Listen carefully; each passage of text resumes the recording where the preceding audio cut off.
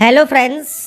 Railway recruitment board द्वारा friends जो railway की वैकेंसी है ग्रुप डी पोस्ट, इससे रिलेटेड एक नया अपडेट यहाँ पर आपके सामने आया है, जो कि फ्रेंड्स यहाँ पर इसकी लास्ट डेट एक्सटेंडेड जो अपडेट है उससे रिलेटेड है। तो फ्रेंड्स जो रेलवे का फॉर्म है, अगर आप अप्लाई कर रहे हैं यहाँ पर इस पोर्टल से और यहाँ पर जब आप आवेदन करते हैं तो जो इसका सर्वर है उसमें इशू आ रहा है, या फ्रेंड्स आप पेमेंट करते हैं तो उसमें भी प्रॉब्लम अभी इस समय आ रही है। तो वो सर्वर का जो इशू है वो आपका अभी इस समय सही है। मैंने अभी यहाँ पर फॉर्म को अप्लाई करके देखा है तो बिल्कुल सही है कैसे आपको आवेदन करना है, और यहाँ पर देखिए जो फॉर्मेट्स हैं वो आप कैसे फिल करेंगे, कैसे आपको फॉर्मेट चाहिए, वो सब डिटेल्स के बारे में हम बात करने वाले हैं। अब इसके लिए जो अप्लाई की डेट है वो फ्रेंड्स 22 फरवरी से बढ़ाकर 1 मार्च 2025 कर दी गई है। क्लोजिंग डेट जो है फ्रेंड्स आपके पेमेंट की वो 3 मार्च कर दिया गया है, और मॉडिफिकेशन विंडो आपकी यहाँ पर देखिए फ्रेंड्स जो है 4 मार्च से 13 मार्च तक जो है ओपन रहेगी। तो ये फ्रेंड्स आपका बढ़िया अपडेट है ग्रुप डी पोस्ट के लिए। अगर आपको यहाँ पर सर्वर की वजह से फॉर्म को फिल करने में कोई भी दिक्कत आ रही थी तो अब आप 1 मार्च तक अप्लाई कर सकते हैं, पर अभी भी आप लास्ट डेट का वेट ना करें, फॉर्म को अप्लाई आप जल्दी कर लें। और इससे रिलेटेड जानकारी आप jobrasa.com पर जाकर चेकआउट कर सकते हैं। अब बात करते हैं इसके फॉर्म अप्लाई प्रोसेस के बारे में, और इस वीडियो को स्टार्ट करने से पहले अगर अभी तक आपने हमारे चैनल को सब्सक्राइब नहीं किया है, सब्सक्राइब करें, शेयर करें, लाइक करें, जिससे आपको आने वाली सारी अपडेट्स मिल सके। अब यहाँ पर बात करते हैं फॉर्म अप्लाई की। तो देखिए यहाँ पर आकर आपको यहाँ पर एक ऑप्शन मिलता है अप्लाई का। 2 ऑप्शंस हैं, create an account, already have an account. अगर आप पहले से रजिस्टर हैं तो आप डायरेक्टली लॉगिन यहाँ से कर सकते हैं, लॉगिन विद आधार कर सकते हैं, लॉगिन विद आरआरबी अकाउंट आप यहाँ से कर सकते हैं। अपने मोबाइल नंबर पासवर्ड को डालकर आप सिंपली लॉगिन यहाँ से कर पाएंगे। पर आप पहली बार मान लीजिए रजिस्ट्रेशन कर रहे हैं तो क्रिएट एन अकाउंट पर आप क्लिक करेंगे। तो यहाँ पर फ्रेंड्स मैं आपको कुछ जानकारी प्रोवाइड करने वाला हूँ फॉर्म को अप्लाई करने से पहले, जिसमें हम बात करेंगे रेलवे ग्रुप डी का जो 99 सेट टेस्ट सीरीज़ है, जो कि प्रीवियस ईयर क्वेश्चंस के बेस पे आपका यहाँ रहेगा, जिसमें आपके जो क्वेश्चंस हैं वो आपके 9900 प्लस क्वेश्चंस आपको देखने को मिलते हैं। ये ओनली 99 रुपये में आपको यहाँ पर जो है प्रोवाइड किया जा रहा है। तो यहाँ पर फ्रेंड्स अगर आप अपने जो सिलेक्शन है उसके चांसेस को बढ़ाना चाहते हैं तो आप इस टेस्ट सीरीज़ को परचेज कर सकते हैं ओनली 99 रुपये में, और इसमें आपको 99 सेट टेस्ट सीरीज आपको मिलेगा, जो कि प्रीवियस ईयर क्वेश्चंस आपको मिलने वाले हैं। 9900 प्लस क्वेश्चंस है। आपको परीक्षा मार्क का जो ये ऐप है ये आपको डाउनलोड करना होगा। इसके लिए फ्रेंड्स आपको जो लिंक है वो वीडियो डिस्क्रिप्शन में मिल जाएगा, या आप गूगल प्ले स्टोर पर जाकर भी परीक्षा मार्क जो ऐप है इसको डाउनलोड कर सकते हैं। कोई भी क्यूरी है तो आप दिए गए हेल्पलेस नंबर पर संपर्क कर सकते हैं। तो यहाँ पर फ्रेंड्स आपके लिए बेटर चांस है, ओनली 99 रुपये में आपको 9900 प्लस 9900 प्लस क्वेश्चंस आपको यहाँ पर देखने को मिलेंगे। आपको करना क्या है, आपको परीक्षा मार्ग यहाँ पर जो है इंस्टॉल करना है। इंस्टॉल करने के बाद फ्रेंड्स आपको इस सामने इस तरह का पोर्टल आएगा, जहाँ पर आप न्यू यूज़र अगर है तो न्यू यूज़र पर क्लिक करेंगे, और उसके बाद आपका जो रजिस्ट्रेशन है आपके नाम, mobile number, mail ID, state, city और कोई भी पिन कोड आप क्रिएट करके रजिस्टर कर लेंगे। रजिस्ट्रेशन करने के बाद आप अपने simply mobile number and password के साथ लॉगिन कर सकते हैं, और उसके बाद फ्रेंड्स आप इस जो आपका टेस्ट सीरीज है इसको आप परचेज कर लें 99 टेस्ट सीरीज को, और ये 99 रुपये में आपको देखने को मिल जाएगा। लिंक वीडियो डिस्क्रिप्शन में प्रोवाइड आपको किया हुआ है। प्रीवियस ईयर क्वेश्चंस है, तो आपके लिए जो चांसेस हैं अच्छे चांसेस हैं, सस्ते में आपको यहाँ पर जो है 99 टेस्ट सीरीज देखने को मिल रही हैं। तो इसके लिए आप यहाँ पर इसका जो फ्रेंड्स परीक्षा मार्क का ऐप है वो डाउनलोड ज़रूर करें। अब बात करते हैं फॉर्म अप्लाई की। इसके बाद आपको यहाँ पर सबसे पहले सेलेक्ट करनी है नेशनलिटी।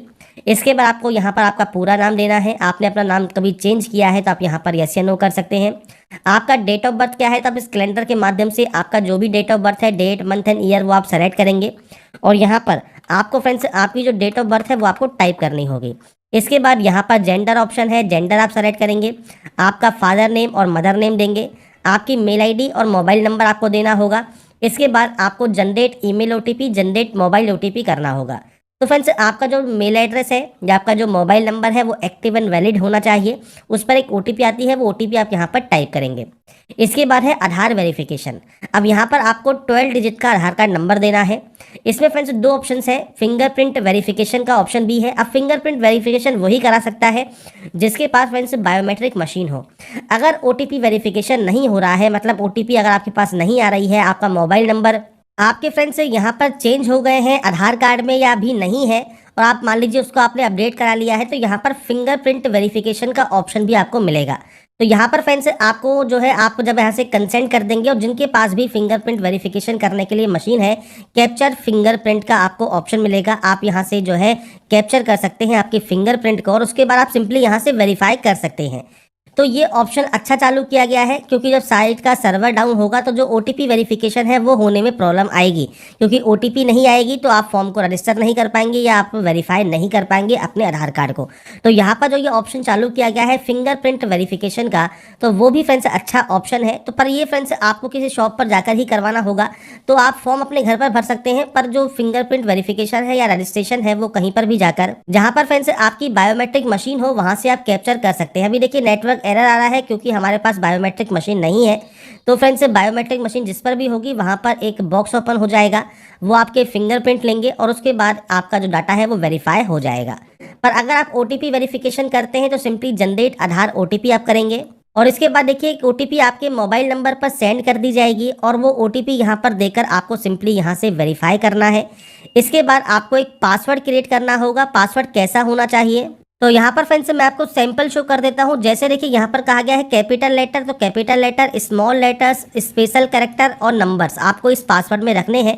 आपको कुछ इस तरह का पासवर्ड ही बनाना होगा। तो पासवर्ड ऐसा बनाइएगा जो कि आप याद रख सकें। पासवर्ड बनाने के बाद आप I am not a robot पर क्लिक करेंगे और प्रीव्यू एंड क्रिएट आप यहाँ से कर लेंगे। तो बेसिक ऑप्शंस होगा जो कि फ्रेंड्स आपको यहाँ पर देना है। ओटीपी देने के बाद ही आप फ्रेंड्स यहाँ पर या वेरिफिकेशन करने के बाद ही आप यहाँ से क्रिएट अकाउंट कर सकते हैं। फिंगरप्रिंट वेरिफिकेशन अगर आप करवाना चाहते हैं तो आप किसी शॉप पर जाकर करवा सकते हैं, पर ये उन कैंडिडेट के लिए सही रहेगा जिनके मोबाइल नंबर पर ओटीपी नहीं आ रहा है या मोबाइल नंबर रजिस्टर नहीं है।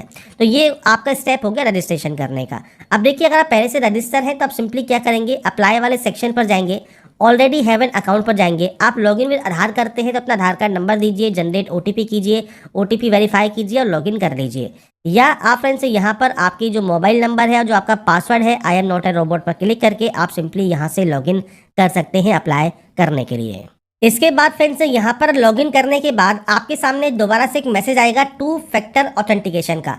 तो आप या तो मेल आईडी पर ओटीपी सेंड कर सकते हैं या आप अपने फ़ोन पर ओटीपी सेंड कर सकते हैं। ये जो सुविधा है दोबारा से नई स्टार्ट की गई है, दोबारा से डाटा को फैच किया गया है। जो भी आपके बोर्ड है, आरआरबी का बोर्ड है, इसने फ्रेंड्स दोबारा से फॉर्म में कुछ संशोधन किया है जिससे आपको फॉर्म भरने में कोई दिक्कत ना हो। आप सेंड ओटीपी आप जहाँ पर भी चाहिए वो मंगवा सकते हैं और उसके बाद जब आपकी फ्रेंड्स ओटीपी आपको सेंड कर दी जाएगी, इसके बाद आपको यहाँ पर सिंपली आपका जो ओटीपी है वो आपको यहाँ पर एंटर करना होगा। तो आप यहाँ पर ओटीपी आपके अकॉर्डिंग आप यहाँ पर एंटर कर देंगे। इसके बाद आप इसे लॉगिन यहाँ पर कर लेंगे। लॉगिन करने के बाद देखिए अब आपका डैशबोर्ड ओपन हो गया। ऑनलाइन एप्लीकेशन वाले सेक्शन पर जाइए और यहाँ पर आपको ऑप्शन मिलेगा CN08/2024 का। नीचे फ्रेंड्स 7/2024 का ऑप्शन भी है। अब यहाँ पर देखिए क्लोजिंग डेट 21 फरवरी कर दी गई है। हो सकता है इसकी भी जो वैकेंसी है ग्रुप डी की वैकेंसी, इसकी भी लास्ट डेट बढ़ाई जाए।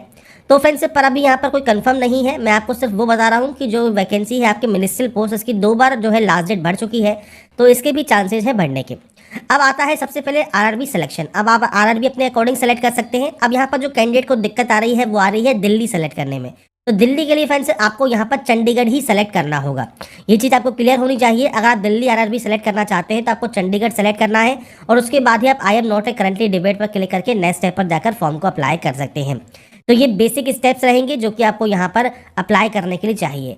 आरआरबी की फ्रेंड्स जो वैकेंसीज है, आरआरबी वाइज जो भी वैकेंसीज आपको चेक करनी है, आपको जो नोटिफिकेशन दिया गया है, आप स्क्रॉल करते हुए नीचे आ जाइए। जहाँ पर देखिए आपको सर्टिफिकेट्स के फॉर्मेट भी दिए गए हैं और इसके बाद आपको नीचे आने पर देखिए जो आपकी फ्रेंड्स एलपीटी कंडीशंस है वो भी आपको दी गई हैं और उसके बाद आपको यहाँ पर वैकेंसीज देखने को मिल जाएंगी। जैसे वेस्टर्न रेलवे मुंबई है, इसके अलावा नॉर्थ वेस्टर्न रेलवे जयपुर है, तो आपको यहाँ पर वैकेंसीज भी देखने को मिल जाती हैं। बस यहाँ पर जो कैंडिडेट अप्लाई करना चाहते हैं दिल्ली के लिए, उनको यहाँ पर चंडीगढ़ सेलेक्ट करना है और उसके बाद आपको नेक्स्ट स्टेप पर क्लिक कर देना है।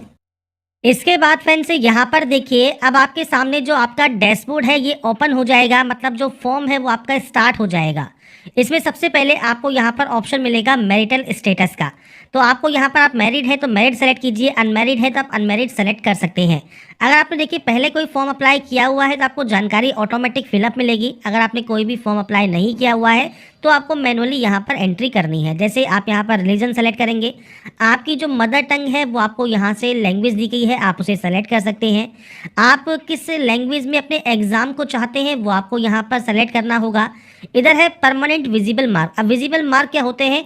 आपके चेहरे पर, हाथ पर, पैर पर, जैसे कोहनी से नीचे नीचे और ऐसे ही आपके घुटने से नीचे नीचे जो भी आपका विजिबल कोई भी कट का निशान है, कोई मोल है, कोई बर्न का निशान है, कोई कट का निशान है जो कि विजिबल हो तो आप उसकी जानकारी दे सकते हैं, नहीं है तो आप नो मार्क की एंट्री कर देंगे।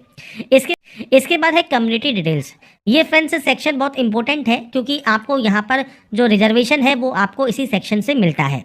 सबसे पहले जनरल ऑप्शन है, जनरल में कोई भी ऑप्शन नहीं है, आप सिंपली जनरल सेलेक्ट करके आगे की प्रोसेस कर सकते हैं। इसके बाद आएगा एससी का ऑप्शन। तब देखिए एससी अगर आप कैंडिडेट हैं तो उस कंडीशन में एससी, एसटी, ओबीसी के लिए रिजर्वेशन के लिए सेंट्रल गवर्नमेंट ऑफ इंडिया का आपके पास सर्टिफिकेट होना चाहिए। तो आपको यहाँ पर पहले ही कहा गया है सेंट्रल गवर्नमेंट का सर्टिफिकेट आपको यहाँ पर देना है। आई अंडरस्टैंड पर आप क्लिक करेंगे। अब ये तो है आपकी कैटेगरी, एससी, एसटी, ओबीसी आपकी कैटेगरी होती है। इसके अंतर्गत आपकी जो जाति है वो आपको मेंशन करना है। अब जाति फ्रेंड्स आपकी जो एक्चुअल जाति है आपके कास्ट सर्टिफिकेट पर मेंशन होती है, वही आप यहाँ पर लिखेंगे। आपका जो कास्ट सर्टिफिकेट नंबर है वो आपको देना है। कास्ट सर्टिफिकेट आपका जिसने भी इशू किया है, जिसके डिजिटल साइन हो, कोई सील लगी हो या मोहर लगी हो, जो भी आपका साइन जिसने भी किया होगा, जिसने ये इशू किया होगा वो कौन है, तो वो आपको यहाँ पर देखिए ऑप्शंस मिल जाते हैं आपके अकॉर्डिंग। जिन्होंने भी ये जारी किया है आपको इनमें से वो ऑप्शन यहाँ पर सेलेक्ट करना होगा। ये फ्रेंड्स आपके अकॉर्डिंग ऑप्शन आप यहाँ पर सेलेक्ट कर लेंगे। इसके बाद फ्रेंड्स यहाँ पर होगा इशूइंग स्टेट, किस स्टेट से ये इशू हुआ है। इसके बाद है डेट ऑफ इशू, आपका सर्टिफिकेट कब इशू हुआ है आप उसकी जानकारी यहाँ पर प्रोवाइड करेंगे। तो आपके अकॉर्डिंग जो भी आपका यहाँ पर डेट ऑफ इशू है वो आपको देना होगा।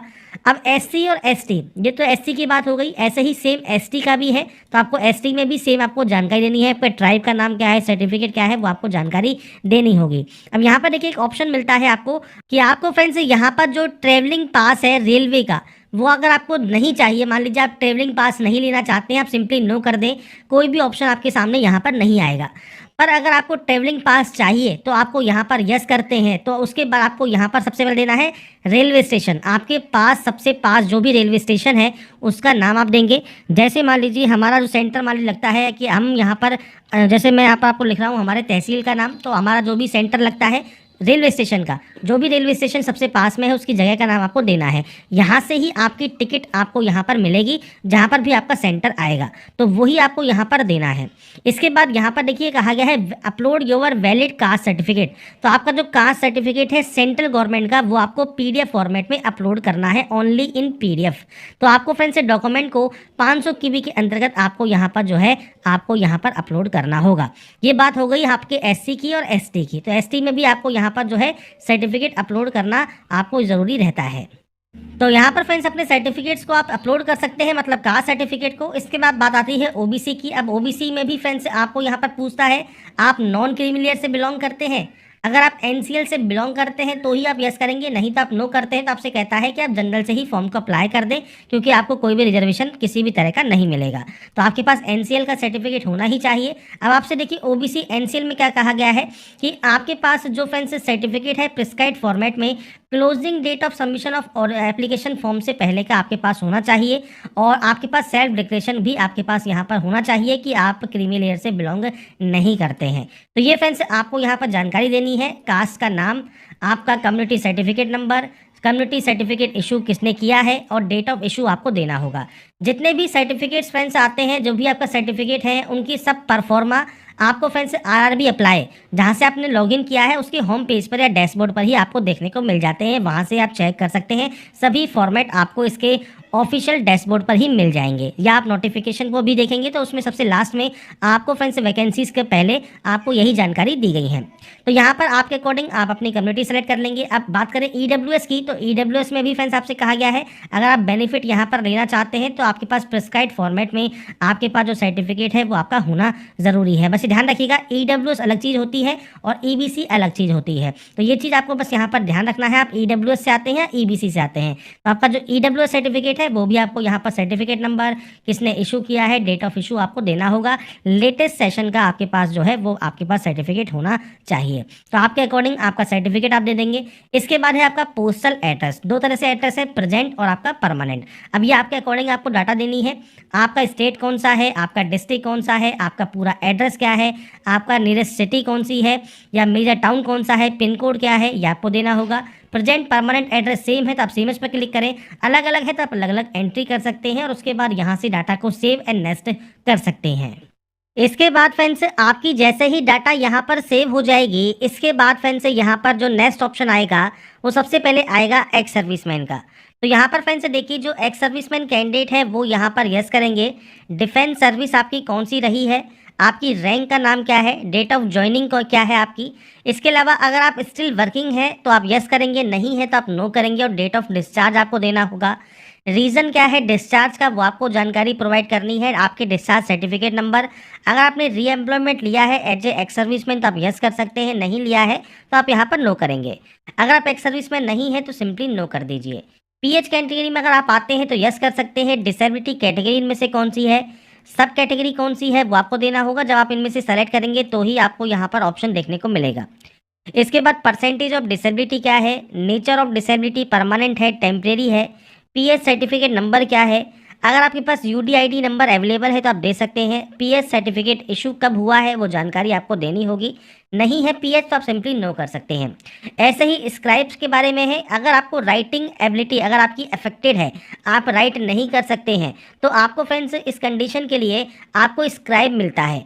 अगर फ्रेंड्स आपको स्क्राइब चाहिए, अगर आपका पीएच कैटेगरी में अगर आपका राइटिंग हैंड अफेक्टेड है तो आप यहाँ पर यस कर सकते हैं और उनकी जानकारी आप यहाँ पर प्रोवाइड कर सकते हैं, नहीं है तो आप सिंपली यहाँ पर नो कर देंगे। इसके बाद आता है ईबीसी सर्टिफिकेट होल्डर। अब ये क्या है, अगर आपका जो फ्रेंड्स एनुअल इनकम है फैमिली का वो या तो 50,000 से कम है या आपके पास बीपीएल कार्ड है तो ही फ्रेंड्स आप इस ऑप्शन को यस करेंगे। यहाँ पर ध्यान रखिएगा आपको कोई भी रिजर्वेशन नहीं मिलता, आपको ईबीसी का जो बेनिफिट मिलता है वो मिलता है ओनली फीस में। तो आपको फीस में जो छूट है वो आपको मिल जाएगी, मतलब जो 250 रुपये फीस है वो आपको कम से कम पे करनी होगी। तो ये फ्रेंड्स आपको तभी बेनिफिट मिलता है अगर आप यहाँ पर यस करते हैं। फीस में आपको छूट चाहिए तो आप यस कर सकते हैं। आपका सर्टिफिकेट नंबर, इशूइंग अथॉरिटी कौन सी है, किसने ये जारी किया है वो जानकारी आप देंगे और डेट ऑफ इशू आपको देना होगा, नहीं तो आप सिंपली यहाँ पर नो कर देंगे। इसके बाद फ्रेंड्स नेक्स्ट ऑप्शन है इंडियन रेलवे में अगर आप एम्प्लॉई हैं तो आप यहाँ पर यस कर सकते हैं। आपने फ्रेंड्स एनओसी के लिए जो आपका कंट्रोलिंग ऑफिसर है उसके पास अप्लाई कर दिया है तो आप यहाँ पर यस करेंगे और एनओसी मैंडेटरी होता है at the time of dB. तो ये फ्रेंड्स डॉक्यूमेंट वेरिफिकेशन के समय ज़रूरी होता है।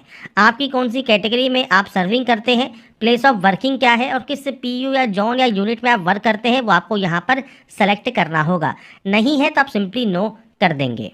इसके बाद फ्रेंड्स नेक्स्ट ऑप्शन है अगर आपका जो करंट डिपार्टमेंट है जैसे सेंट्रल गवर्नमेंट का है, स्टेट गवर्नमेंट का है या पीएसयू का है, इनमें से कोई भी अगर आपका ऑप्शन एप्लीकेबल है तो आप उस ऑप्शन को सेलेक्ट कर सकते हैं। जैसे आप फ्रेंड्स सेंट्रल गवर्नमेंट में वर्क करते हैं तो अपनी ऑर्गेनाइजेशन का नाम देंगे, कब से आप काम कर रहे हैं और स्टिल वर्किंग है तो आप यस कर सकते हैं और इसकी जानकारी आप प्रोवाइड करेंगे।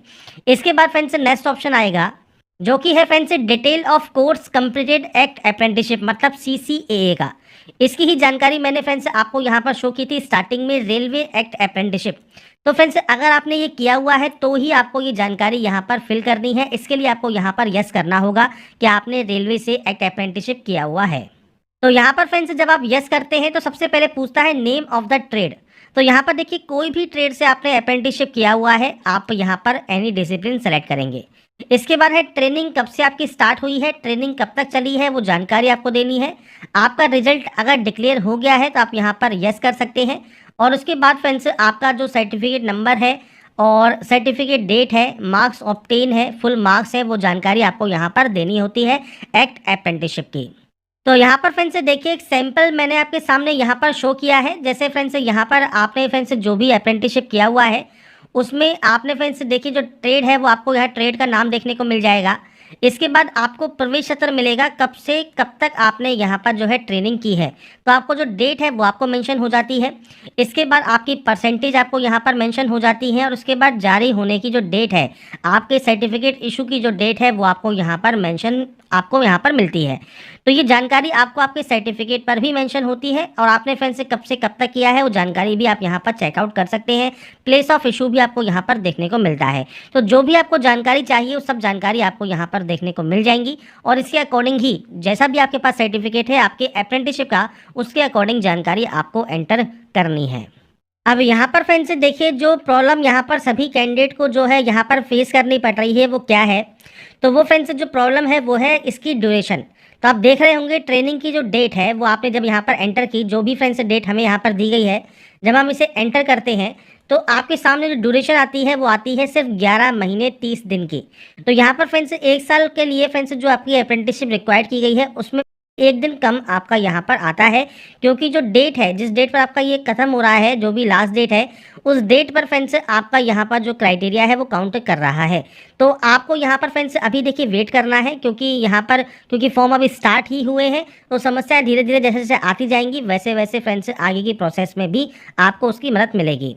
तो इसके लिए फ्रेंड्स देखिए यहाँ पर क्योंकि अभी फॉर्म स्टार्ट ही हुए हैं तो आपको अभी थोड़ा वेट करना ही होगा, क्योंकि आप वहाँ पर गलत डेट डालकर एंटर नहीं कर सकते आपको, क्योंकि अगर यहाँ पर प्रोसेस करने में कोई भी टाइम लग रहा है, क्योंकि फ्रेंड्स यहाँ पर जब आपको जो ड्यूरेशन है वो 1 साल कंप्लीट नहीं है, आपको कोई भी एरर शो कर रहा है, तो आपको यहाँ पर कोई गलत डेट नहीं एंटर करना है, आपको थोड़ा सा वेट करना है। वेट करने के लिए मैं इसलिए कह रहा हूँ क्योंकि फ्रेंड्स यहाँ पर देखिए जो हेल्पलेस नंबर दिया गया है, यहाँ पर ये कॉल नहीं उठा रहे हैं। अगर आपका कॉल उठा लेते हैं तो आप एक बार फ़ोन करके ट्राई कर सकते हैं। आपको जो ये मेल आईडी दी गई है इस पर आप मेल करेंगे, और आपकी जो समस्या है कि जो ट्रेनिंग की जो CCA की अप्रेंटिसशिप ट्रेनिंग ड्यूरेशन है वो 1 साल की नहीं है, तो फ्रेंड्स आपको पूछना है कि आपको क्या करना है। तो वो फ्रेंड्स हो सकता है पोर्टल को जल्दी से सही कर दें, और जो आपकी जो कट ऑफ डेट है उस डेट पर ये आपका जो ट्रेनिंग शेड्यूल है वो काउंट किया जाए। इसके बाद आपका यहाँ पर जो ड्यूरेशन है वो 1 दिन ऑटोमेटिक आ जाएगा, मतलब 1/8/2022 भी अगर वो काउंट करते हैं तो ये ऑटोमेटिक यहाँ पर हो जाएगा जो है 1 साल का। उसके बाद ही आप इसमें सबमिट कर पाएंगे। क्योंकि मैं आपको प्रोसेस बता रहा हूँ तो आपको जो फॉर्म है वो इसी तरह से भरना होगा। आपकी जैसे ही डेट यहाँ पर 1 साल की हो जाएगी, इसके बाद फ्रेंड्स आपके सर्टिफिकेट नंबर, सर्टिफिकेट डेट, आपके नंबर्स कितने कितने आपने गेन किए हैं वो जानकारी आप देकर यहाँ से फॉर्म को सबमिट कर पाएंगे। ऐसा ही फ्रेंड्स ऑप्शन नीचे है बैंक डिटेल्स का। अब ये जो ऑप्शन है ये फ्रेंड्स मेनली इसके लिए है जो कि आपकी फ़ीस रिफंड के लिए है। जो आपकी फ़ीस रिफंड होगी, जैसे 500 रुपये है तो उसमें 400 रुपये रिफंड होगा, 250 रुपये फ़ीस आपको पे करनी हो रही है तो आपको 250 रुपये जो रिफंड होंगे CBT के बाद, वो फ्रेंड्स आपको जिस अकाउंट में चाहिए आपको उसकी जानकारी देनी है।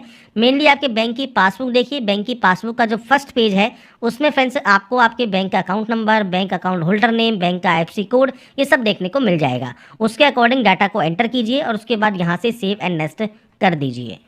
इसके बाद फ्रेंड्स नेक्स्ट ऑप्शन आता है आपकी क्वालिफिकेशन का। अब देखिए क्वालिफिकेशन में सबसे पहले फ्रेंड्स यहाँ पर देखिए ऑप्शंस मिलेंगे आपको ITI, 10th और NAC का।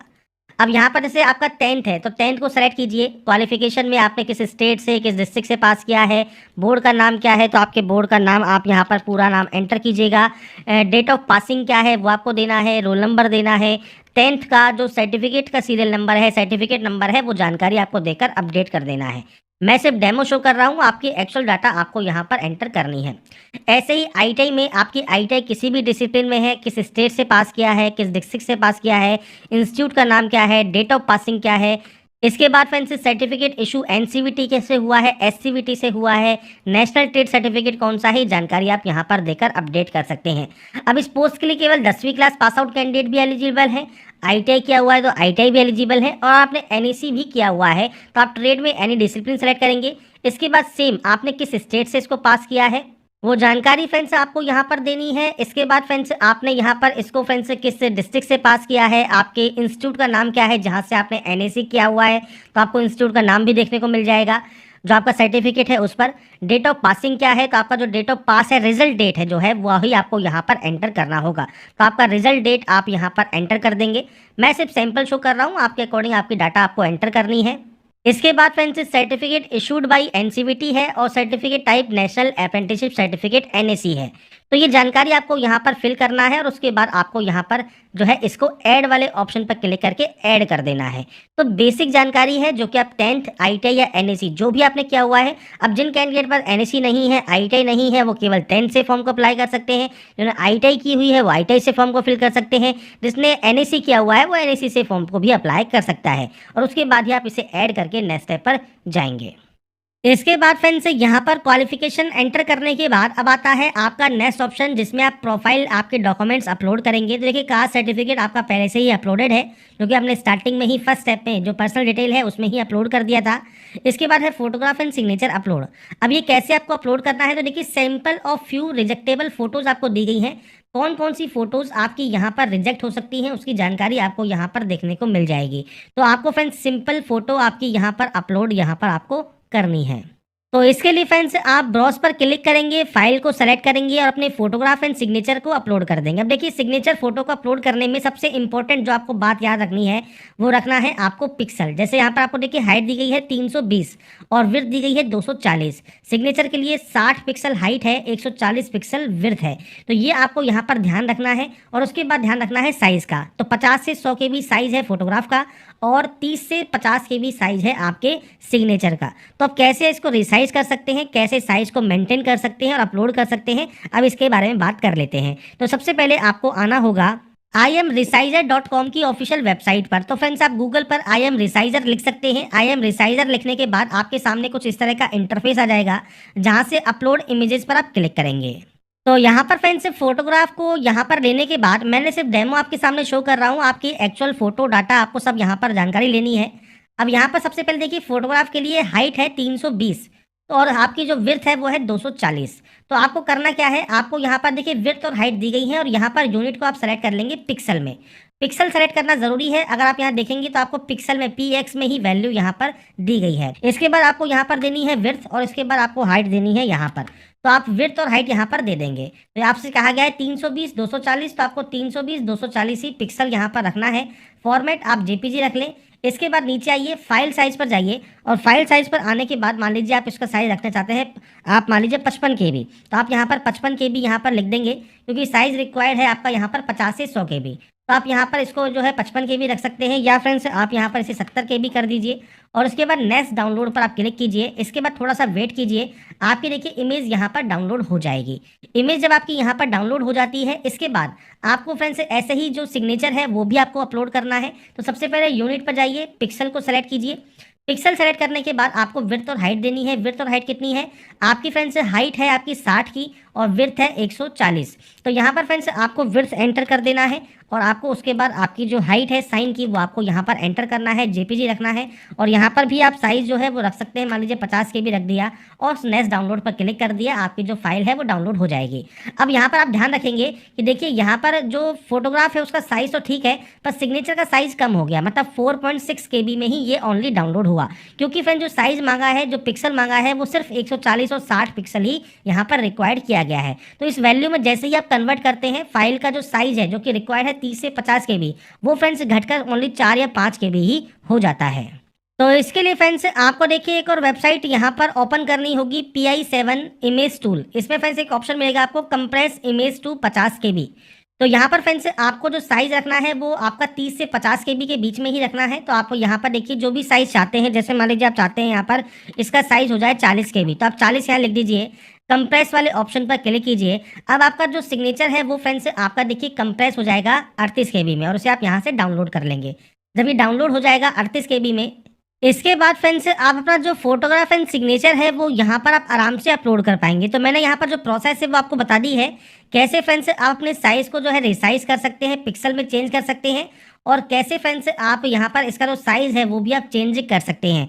दोनों ही वेबसाइट मैंने आपको शो कर दी हैं। आप वहाँ से अपने फोटोग्राफ एंड सिग्नेचर का जो साइज़ है वो आपको चेंज कर लें और उसके बाद ब्राउज पर क्लिक करें और इसके बाद फ्रेंड्स यहाँ पर देखिए अपलोड कर दें। तो आपको यहाँ पर आपका जो प्रीव्यू है वो आपको देखने को मिल जाएगा।